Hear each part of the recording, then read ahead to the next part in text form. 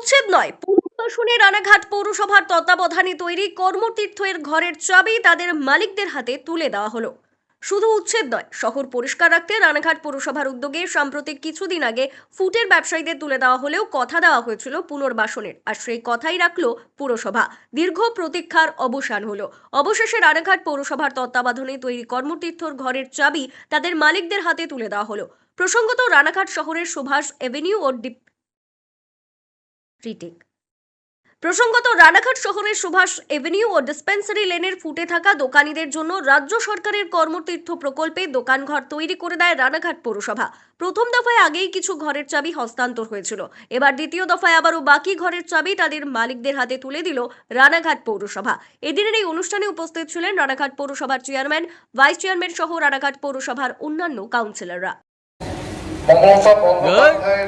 যে কর্মসংস্থান প্রকল্প, সেই প্রকল্পের অঙ্গ হিসেবে আমাদের এই কর্মতীর্থ রানাঘাট শহরে আপনারা সবাই জানেন যে 42টা দোকানদারকে তাদের স্থায়ীকরণের মাধ্যমে আমরা কর্মতীর্থ প্রকল্প শুরু করেছিলাম এবং সেই কর্মতীর্থ প্রকল্পের একটা অংশের টাকা বাঁচিয়ে আমরা ডিসপেন্সারির মুখে আমাদের এই কর্মতীর্থের আরেকটা প্রজেক্ট, ওটা দোকানদার যেখানে অস্থায়ী ছিল মুখটাতে, সেটা আমরা আজকে স্থায়ীকরণ করে দিচ্ছি। তাদের আজকে আমরা চাবি তুলে দেব।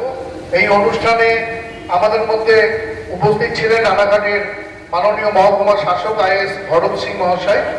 আমাদের মধ্যে উপস্থিত আছেন রানাঘাট পৌরসভার উপপৌরপ্রধান আনন্দ দে, আমাদের সম্মানীয় এক্সিকিউটিভ অফিসার, ফিনান্স অফিসার সহ রানাঘাট পৌরসভার আমাদের সতীর্থ সমস্ত কাউন্সিলর বৃন্দ এবং সর্বোপরি এখানে যে সমস্ত দোকান প্রাপকরা রয়েছেন তারা এবং সুধী সজ্জন মন্ডলী, পৌর কর্মচারী বৃন্দ, সবাইকে আজকের এই খুশির দিনে ধন্যবাদ এবং অভিনন্দন জ্ঞাপন করছি।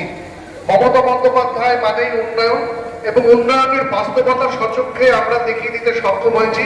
এটা রানাঘাট পৌরসভার পক্ষে আজকে আমাদের অত্যন্ত আনন্দের দিন।